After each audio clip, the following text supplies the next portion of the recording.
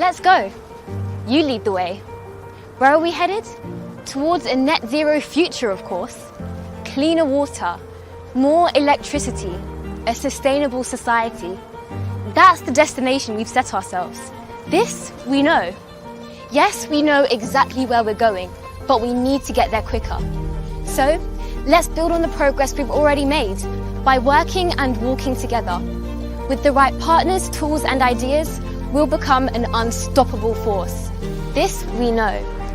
Right now, there are businesses who are putting technology and sustainability at the heart of everything they do. Brave leaders turning maybes into realities and building something better for everyone. Now is the time to look to the future and reinvent ourselves today, empowering others to do the same tomorrow.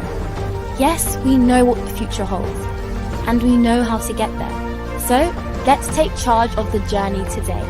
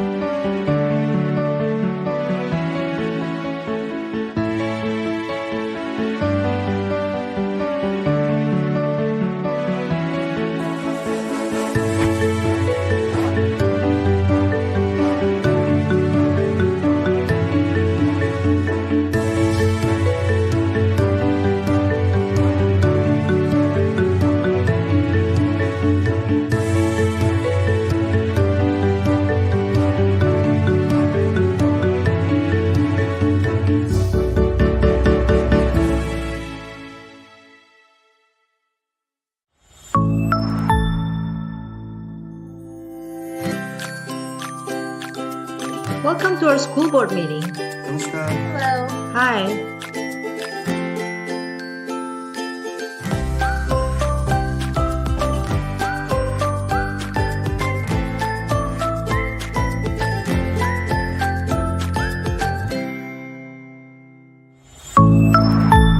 Spiffio, access in any language.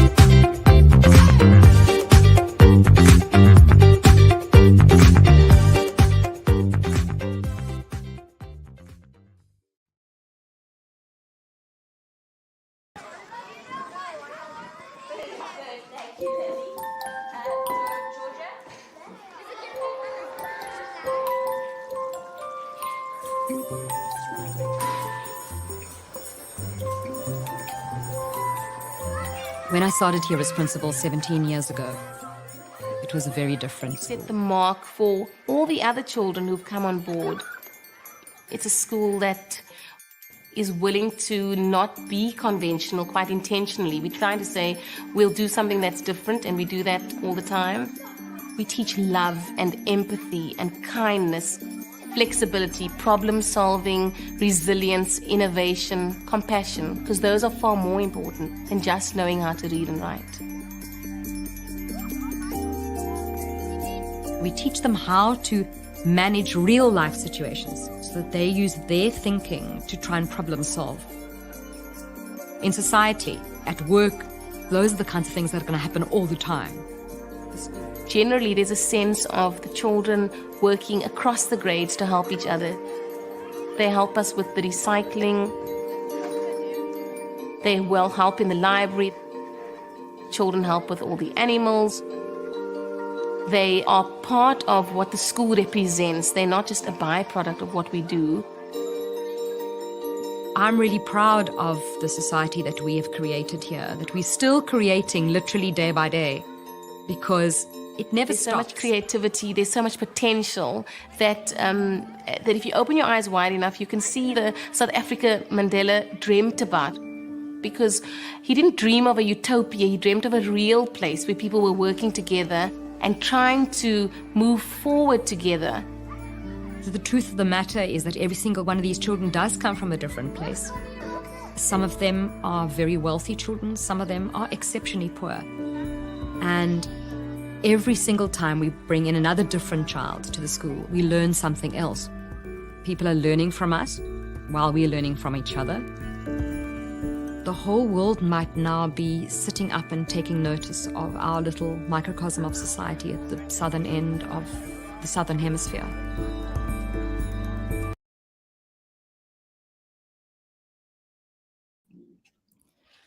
Good afternoon, everybody from Cape Town, South Africa, and a warm welcome to all of you. It is my privilege to say good morning to some people across the globe as well, and to be moderating the session with this incredible school that I'm a part of. My name is Joanne Peers. I'm the Community Support Coordinator at Pinelands North Primary School. I work with staff, parents, and children, and I am privileged to be a part of the ongoing work where we are always striving for moments of social justice in education in South Africa.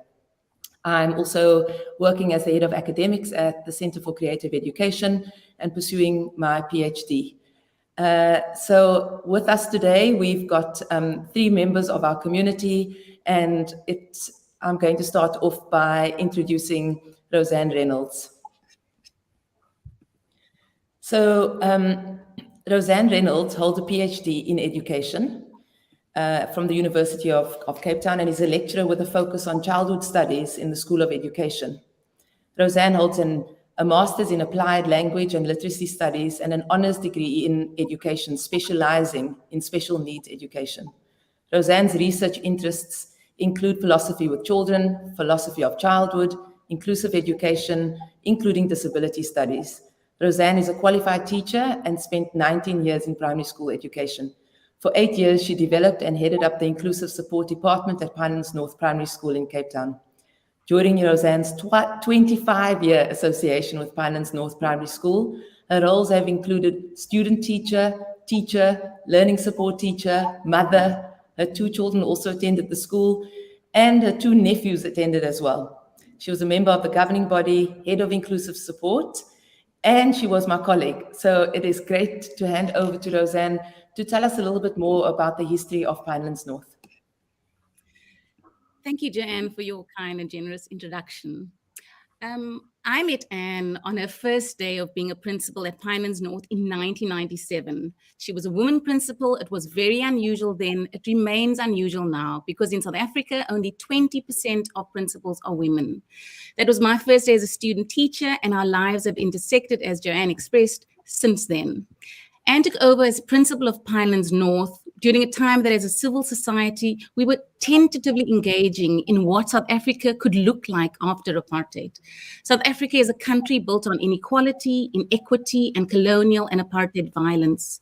Our schooling systems were based on separation and with very specific ideas about what people classified as different races could do or were capable of. The children at the school had started a process of racial integration from the 1990s, from around 1991. When I was employed to teach at Pinelands North in January of 1998, I would be the first person of a beautiful color to teach at the school in the school's 50-year history, as before that, all the staff were white. As you can imagine, this brought with it many struggles, for not everyone was embracing what the new South Africa could look like post-apartheid. The children I taught in 1998 were kind and lovely, but they wore ties and blazers, had to endure a gendered uniform, their hair was policed, they stood in lines, they had to be quiet before they walked into their classrooms, they bought food at a tuck shop that could not be eaten by the Muslim students, they went to detention and prefects monitored their behavior. The legacy of coloniality found in the school uniform tightly connected with codes of conduct and always carried punishments. The uniform was changed through parents' collaboration and a desire to help the children experience more fully the joy that should be associated with schooling and quite practically not bound to a gender. This was in the early 2000s. Many of the hierarchies endemic to schools, which children have to work around, we worked hard to remove and disrupted in our journey to be inclusive, to include the children at Pinelands North Primary School. For often schools are for children, but not about them. In my early years at Pinelands North, I worked as a part-time learning support teacher with just one part-time occupational therapist and one part-time speech therapist. From 2008 to 16, I was exceptionally proud to have helped to build our inclusive support department to a thriving group of facilitators, learning support teachers, and a team of specialists integral to the life of the school. And was always open to any ideas from the staff and even the children. You'd tell us something and she'd say, do it. So we did lots of different things. Over the years, the governing body put money aside for staff development, for us to attend conferences and workshops. I spent many hours, often on a Friday afternoon between 1 and 4, which was our staff development time, learning about how schooling could and should be different. We introduced innovative critical thinking programs like philosophy with children, included awareness about autism being on a spectrum, included and learned from children with Down syndrome, ADHD, dyslexia, different specific learning difficulties. We acknowledge that learning support is also a spectrum, that there are many children who, when they get to school, actually know more than their teachers. Our learning from the first transgender child who came to the school was transformative. There are difficulties which children have, which schooling highlights and makes a negative difference. We embrace these differences as positive and then did what we could to learn to support and accommodate, making mistakes along the way. Our status as a mainstream school changed to a full-service inclusive school. Eventually, we were doing workshops for the Western Cape Education Department on best inclusive practices, and had teachers coming from all over the Western Cape. There is, however, a sadness that we carry with us about inclusion because we are faced daily with the reality that we do not live in an including or inclusive society.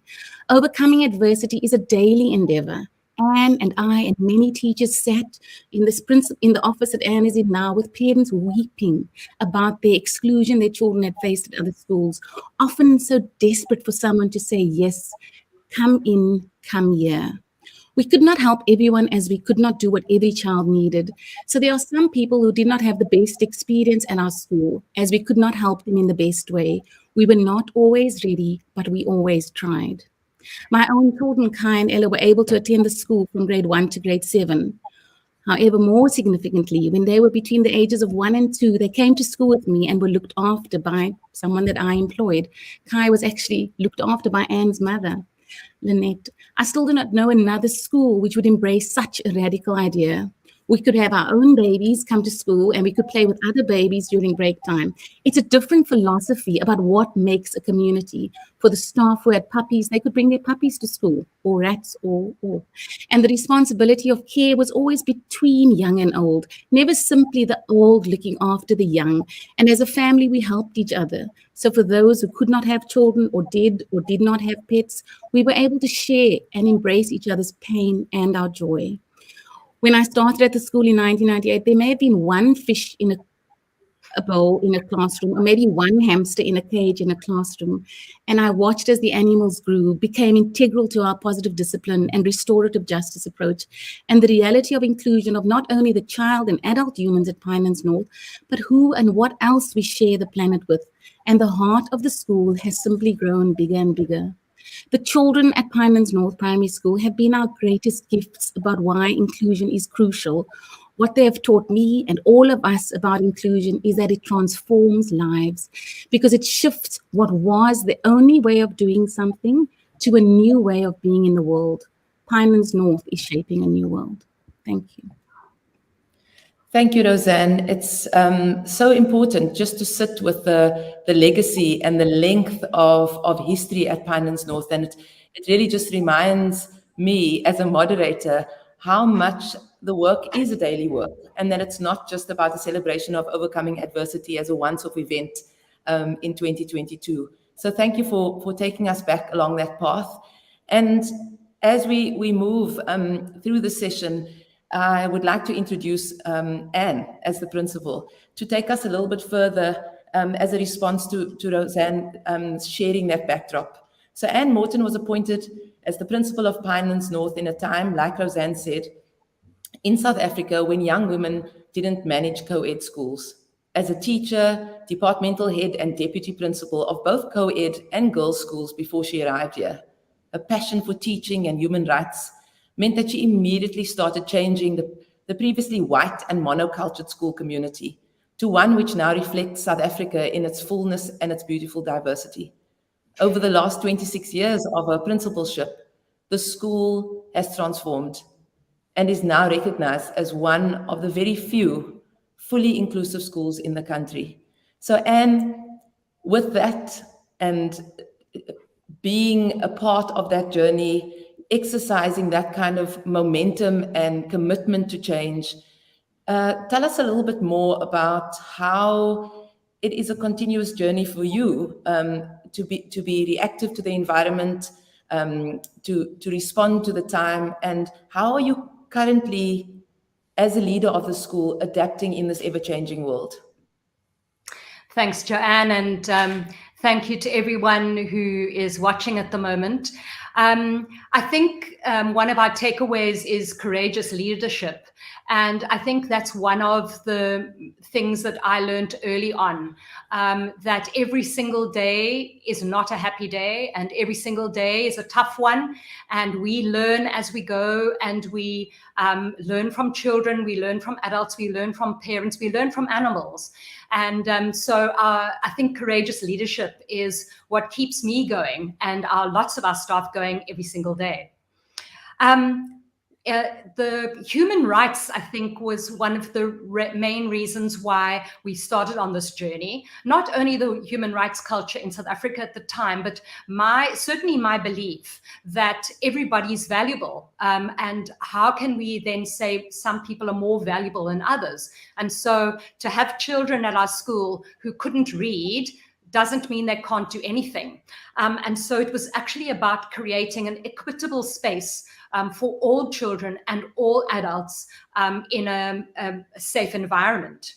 And then to create those children to make them citizens of the world. So not only a citizen of South Africa, but as a world citizen. I think the latest thing that we're working on have been for the last 20 years is our gender diversity. And so about 20 years ago, we had our first child that identified differently. The mom came to see me. And so what we started learning, what we realized was that everybody looks at the world through a gender lens. And so that gender lens has been changing over the years. So if I remember my childhood, my mom was a stay-at-home mom. That was because that's what women did in that time.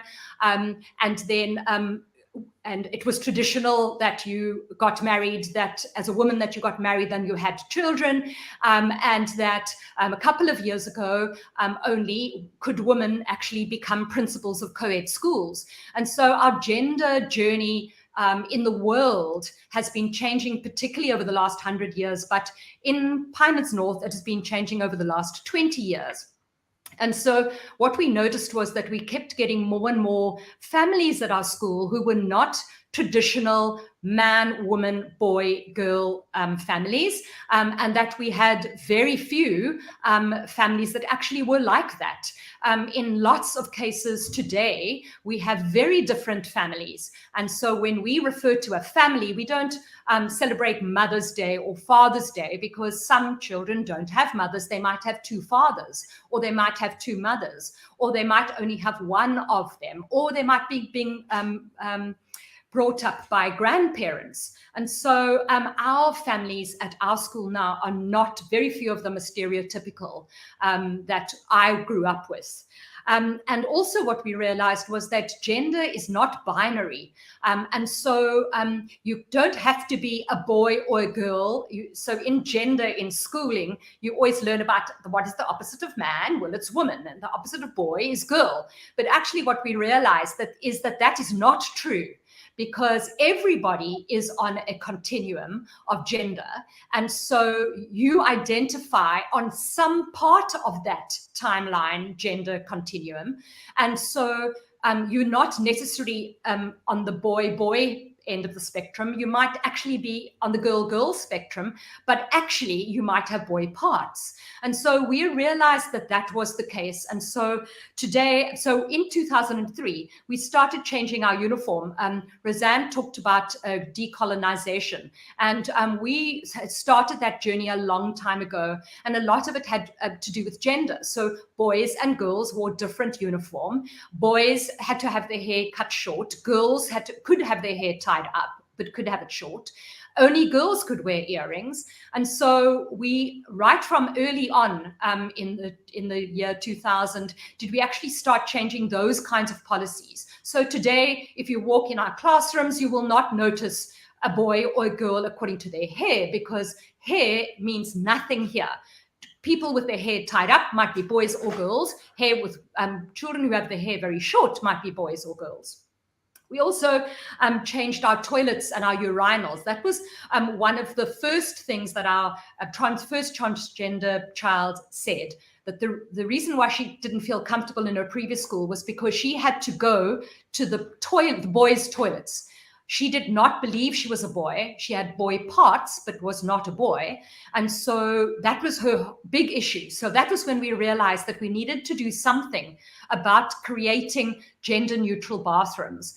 And so we have all our bathrooms now are gender neutral, except one set in the hall, because those are changing rooms for the swimming pool. And so we thought we'd keep one set of bathrooms that are not gender neutral. But today our children go to all different bathrooms, and there has been absolutely no issue about who's in what bathroom at any time, because we started this conversation in your own home at home. Do you have a separate bathroom for your men people in your household and the women people in your household? We use one bathroom between us anyway. We also changed, we also changed our sport. When we realized that you didn't have to be a girl only to play netball, and you didn't have to be a boy only to play cricket or soccer. So all our sport now is not linked to gender. And we, in fact, from this year have had boys netball teams actually competing in competitions. So that's a next step for us for this year. Curriculum, I need water. Curriculum needs to change too. Sorry. And while you're having a sip of water there, it's I think I'll just give you a moment because I think that it's a little bit uncomfortable for you. I think maybe just to pick up a couple of points that you were speaking about. When I was listening to you, I was just so struck by how much it was related to practical examples of overcoming adversity, that it wasn't just this cognitive awareness, this awareness of the need for overcoming adversity, but you mentioned these multiple storylines of the practicalities of what it means to acknowledge the adversity that children face every day.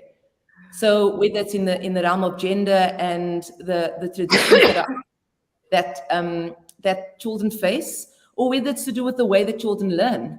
It's so important, like you mentioned, that we need to recognize what are the adversities that others are facing, not just the ones that we can register or connect with ourselves. Thank you, Joanne, and my apologies. So what we also realized was that curriculum needed to change. And so the stereotypical view of looking at language through curriculum, the stereotypical way that we look at drama, and in drama very often the bear is a male, and the heroes of the stories are male. And so we had to change our way we looked at literature. We had to look at different historical figures and try and bring in as many women as we could, because in most historical figures, they're male. We also had to decolonize our school procedures, like lining up. The other day, on Friday, we had our school's birthday celebration, and some of our younger members of staff did a play to say, to show the children what school was like when they were here at the school. And one of the things they did was line up in boys and girls, and some of the children freaked out in our audience because they said, how can you possibly do that?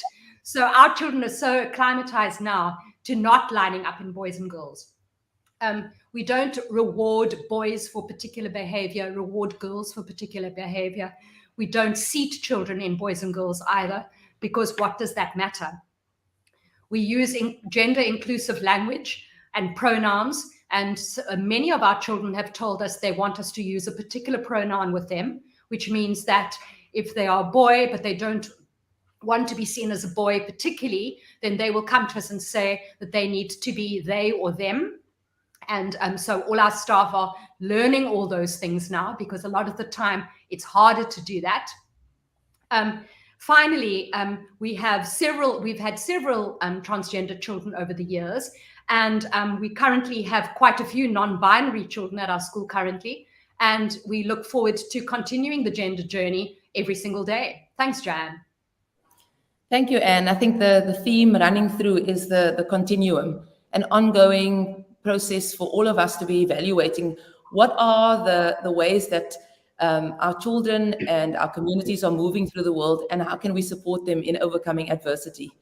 And I'm now, so happy to reach out to Shireen, because as a deputy principal at Pinelands North for more than a decade, it's a wonderful opportunity to hear from your perspective.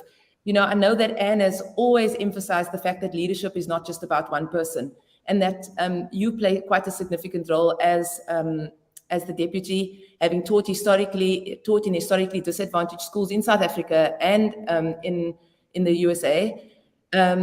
You are the perfect co-creator of an inclusive education environment at this school. Shireen is a mathematics expert who sets national systemic examinations for the Department of Education. Her skill in narrative therapy, narrative leadership, and narrative mentorship helps to change the storylines for staff, parents, and children. She has made a conscious effort to change traditional discipline and using models like habits of highly effective people and narrative guidance instead. She mentors new staff to ensure that our vision at our school is continuous and it's deeply rooted. Since the appointment of Anne as the principal, there have been so many changes, Shireen. I'm reminded of Barack Obama's quote, policy no longer moves the needle. So maybe on that note, with Barack Obama in mind, the only thing that moves the needle is great storytelling. How has Pinelands North Primary School moved the needle through its story? So good afternoon, everybody, and I'm glad to be here to share our story. So one of the stories of Pinelands North is our journey of inclusion. And those of you who have gone onto the site and have looked at the video of David White, he was a young boy who came to our school many years ago when Anne just started as a young principal. And he had a stroke at birth, and no school wanted to accept David because he wasn't able to learn like everybody else. And Anne decided, where is a place that this child could go to? The doors of Pinelands North was opened, but that door didn't just open for David. It opened for many children who are like David, who have the story of being rejected at other schools because they have severe learning challenges or barriers. And so our journey of inclusion and looking through the lens of inclusion started with David, and we grew this umbrella of empathy at our school. And one of our goals was to make sure that every child at our school achieves their personal best. Now, as Roseanne mentioned earlier on, we are a full-service mainstream school. So we have lots of children with ADHD, on the autistic spectrum, Asperger's, and so forth. And so as educators or people at Pinelands North, it is our goal to ensure that we create a happy and safe space for children, for not only for children who have challenges, but we came to the conclusion that we all have special needs, each and every one of us, the staff, the children, everybody. And having said that, we looked at ways that we could make inclusion more achievable at the school. And one of the ways was to grow our own facilitators at our school. So facilitation is not unique to schools, but at Pinelands North, we developed a course that we put together so that the facilitators are in sync with the ethos of Pinelands North. They know about inclusion. They understand our discipline procedures.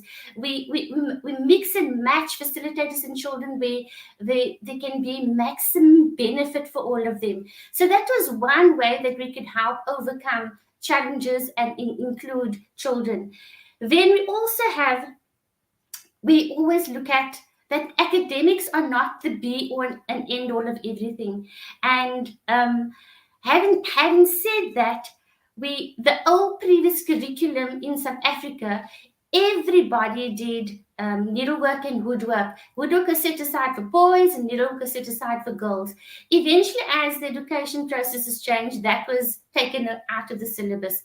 However, Anne had the vision there that not all children want to come to school to learn maths. Not all. We need children to give them practical skills. So we as Pinelands North still include woodwork and needlework as part of our curriculum. And not only do we still include it, but we also have changed the ethos of boys and girls do needlework, boys and girls do woodwork. And that has continued at Pinelands North. So inclusion is definitely a big thing at our school. And going one step further, inclusion, and also looked at the children who are gifted at our school. How could we make these children feel included? The child who sits in the class and says, what if we go left? Or what if we go right? Are we still getting to that destination? And it's the child that's going to jump up and put their hand up and it's just going to be so vibrant. And Anne said, wait, man, let's look at this. These are the gifted children. And she created a program which is called a Creative and Talented Program for these children. Also inclusion. So it's not only for the children with the learning barriers, but it's the children on the other spectrum as well with the giftedness.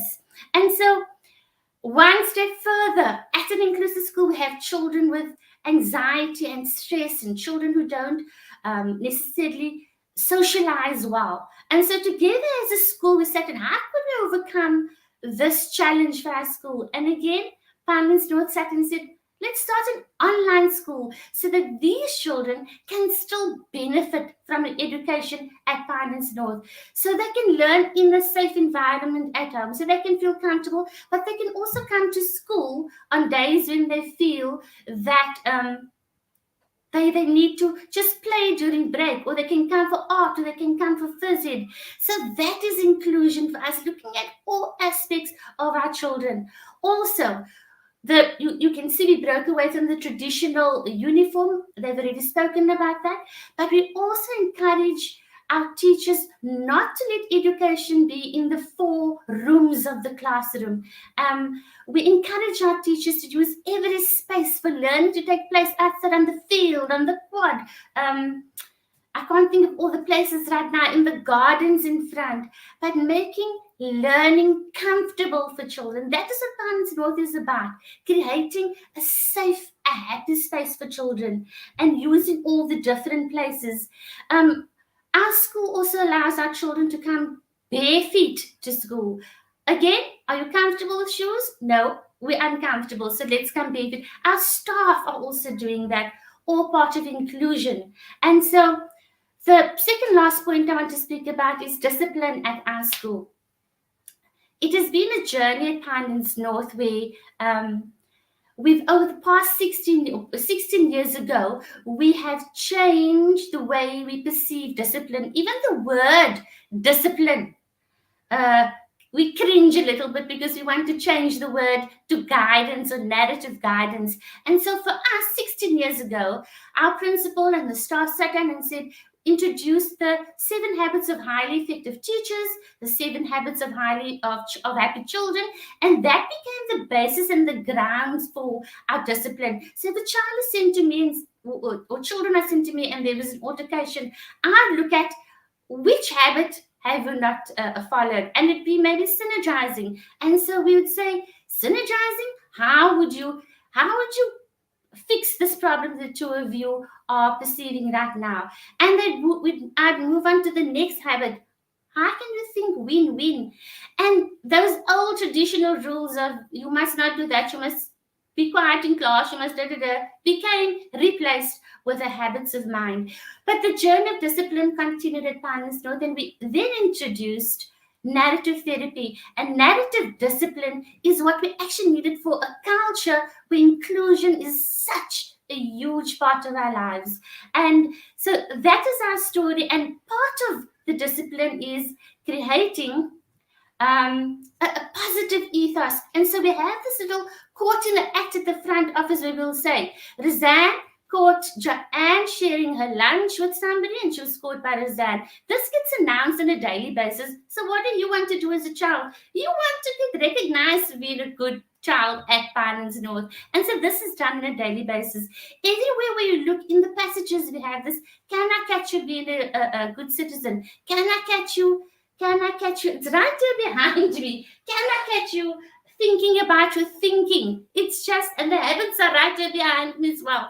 It's just part of the discipline where we are. And the journey never continues, because where does inclusion stop and where does it start? We know we try, and the Pinelands North journey is continuing to change all the time. And so Roseanne mentioned the animals. Huge part of our ethos at Pinelands North, huge part of inclusion. Children who will never achieve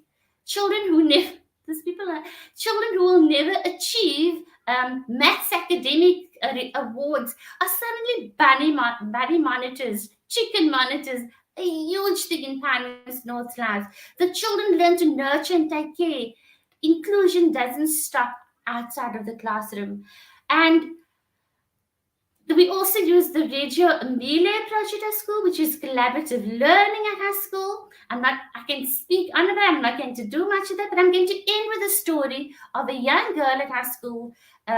She's in the foundation phase. This young girl has a facilitator. She comes to school every single day with ecstatic, with a smile on her face, goes into her classroom, and while the rest of her peers are learning bonds of text and learning what's a verb, an adjective, a noun, this young girl sits with the facilitator, takes a flower, and is learning to count the petals of a flower. Is learning taking place? Definitely. Is inclusion taking place? Definitely. She's learning while her class is learning 2D shapes, 3D objects. She's learning to look at shapes with a facilitator in the garden. Has Pinelands North made a difference? Absolutely. We are absolutely passionate about inclusion. So that's my part of the story for today, Joanne. Thank you so much, Shireen. I think that we've got people in the session all across the world. And if I can say something based on my experience of all of you speaking today, I think they can feel the vibrations across the globe. The passion and authenticity in which all 3 of you spoke really tells the story of your commitment and the way that this is a lived reality. Your involvement in the inclusive journey of Pinelands North is beyond just building a model and then applying it.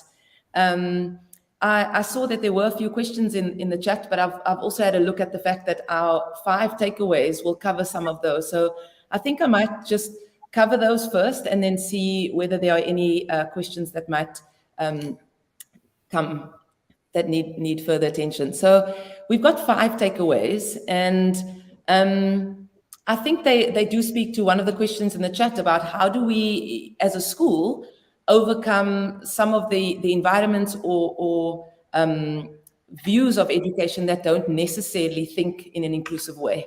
So the one thing that's very clear is that it takes courageous leadership. And so although we've heard lots and lots of stories today about the amazing evidence that we've seen in our inclusive journey, it does have a very strong theme of courageous leadership.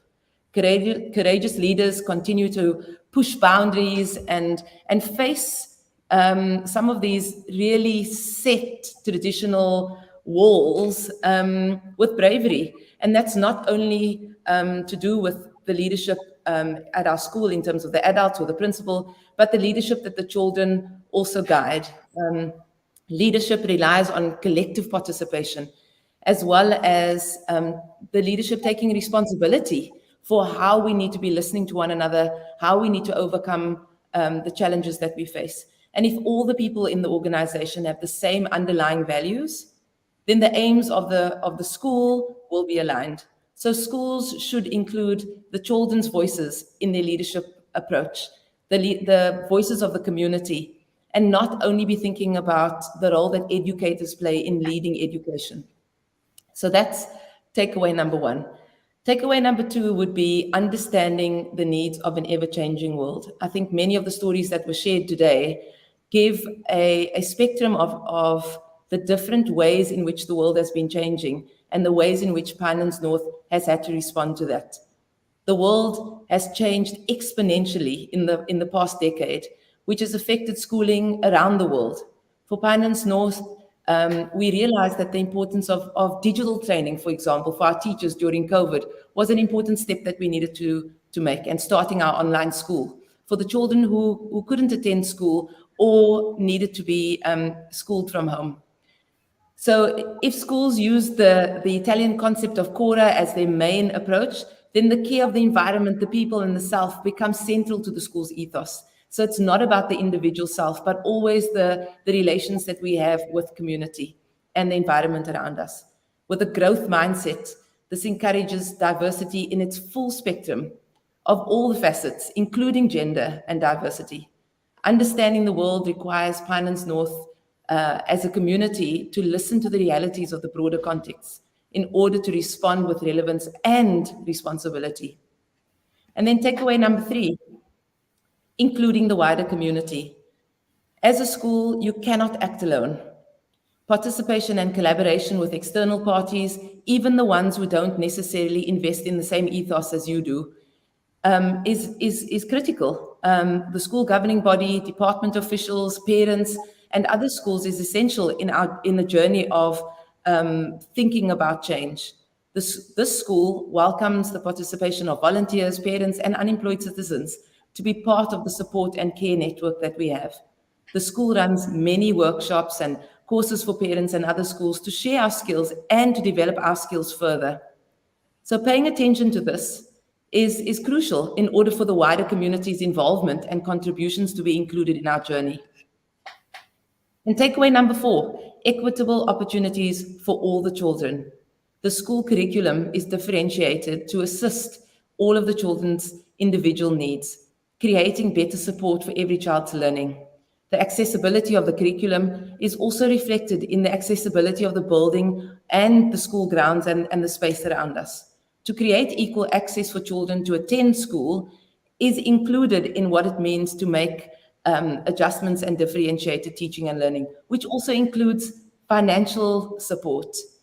So equitable opportunities extend beyond just what it means to be sitting on a chair with a book and a pencil in a classroom. It is not something that ever gets resolved. It is an ongoing process.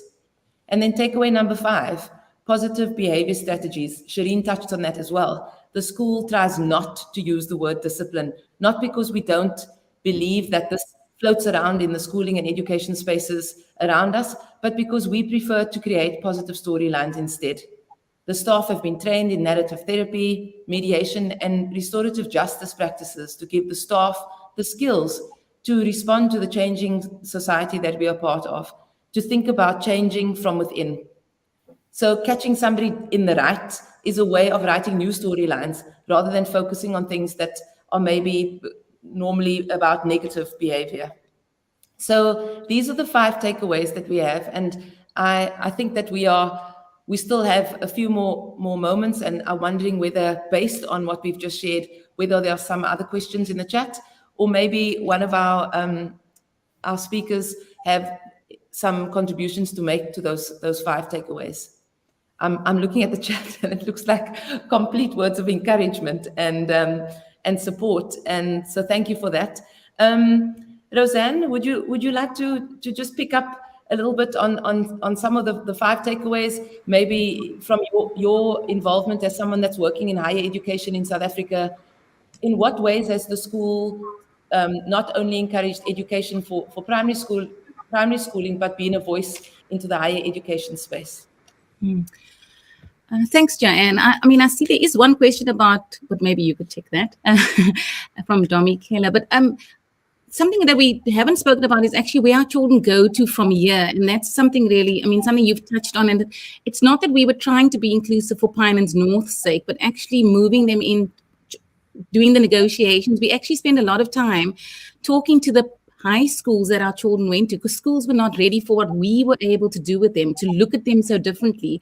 And as Shireen and you and Anne have explained, inclusion is basically saying, we don't know what this child is capable of, and we will not be bound by particular parameters. So it makes the possibilities for them to learn expansive. And then we needed to do strong advocacy around that for when they went to high school. And I think that has changed the way our children have moved into the world, which is really what's really important. And how do they advocate for their friends? And also how our children, because they've been at school, have changed their families. I have experience of that with my own children being here. And I think we've seen that our children are not just shaping us here and in the school, but they're shaping entire communities of people, and that's having a ripple effect on the world. And just something I wanted to comment on, and maybe we didn't always have enough time, but I was reflecting on the fact that I never had a child at Pinelands North ever ask me why another child was here. But ironically, we had parents ask that question, and I found that really telling. Our children understood inclusion better than we could ever, because the children were here. Let's get on with it. Not that it was easy all the time, but I think that's something that has struck me. I don't know if Anne or Shireen want to talk about that as well. But back to you, Jan. Thanks. Yeah, thank you, Roseanne. I think that it's such a brilliant way to wrap up our session, actually, in thinking about the ways in which we all need to identify our prejudices or our blind spots, that in our lived experience, and I see lots of people have spoken about that in the chat as well, about their own experiences of schooling and how that influences how they understand education today. That listening to the children who have come into the world and have lived their lives in a way where they haven't been conditioned like the adults have, are the custodians of the future of education. And I think that that's been one of the biggest messages for us, is being able to really listen, not just out of a practice of doing so, but out of an active way of understanding how children speak to the process of overcoming adversity. So I'm going to wrap up now, and the way that I would like to wrap up is by ending and saying a huge thank you to all of the children who are at Pinelands North, all of the children who have been at Pinelands North, who have taught many of us as adults how to think differently about education. And a special thanks to all of the community, the education departments, and many of the schools in South Africa who have taught us so much. And we stand here today and sit here today into our in the session, recognizing that we are part of the broader South African community. And lastly, Anne, as the principal of the school, thank you for all of your commitment. Thank you for leading this journey with such courageous leadership. And we celebrate you today as well. Thank you, everybody.